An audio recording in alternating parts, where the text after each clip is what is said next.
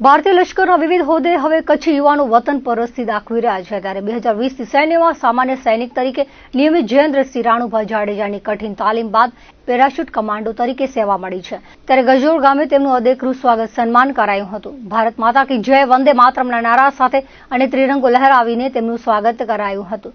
માથે કળશધારી બહેનોએ જયેન્દ્રસિંહ જાડેજાને કુમકુમ તિલક કરીને આવકાર્યા હતા। ઢોલ શરણાઈ સાથે વાજતે ગાતે જયેન્દ્રસિંહ જાડેજાનું સ્વાગત સન્માન કરાયું હતું। ત્રિરંગા ઝંડાથી માહોલ દેશભક્તિમય બની ગયો હતો। 9 માસના પુત્ર સાથે પ્રવેશેલો આ યુવાન ગજોડ ગામનું ગૌરવ બન્યો છે।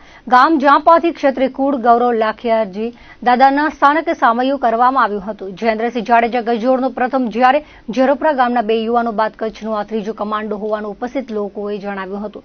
આ પ્રસંગે લાગણી વ્યક્ત કરતા પરિવાર જણાવે છે કે અમારો લાલ અમે ભારત માતાની સેવામાં મોકલ્યો છે। મુંબઈમાં દુકાનમાં કામ કરતા રાણુભાઈએ પુત્રને નાનપણથી રાષ્ટ્રવાદી વિચારો આપ્યા હતા તે આજે ફળીભૂત થયા છે અને વધુ યુવાનો લશ્કરમાં દેશ કાજમાં જોડાય તે માટે પ્રસંગ પ્રેરક બન્યો હતો। કમાન્ડોના ભાઈઓ અજીતસિંહ બહાદુરસિંહે સૌનો આભાર માન્યો હતો।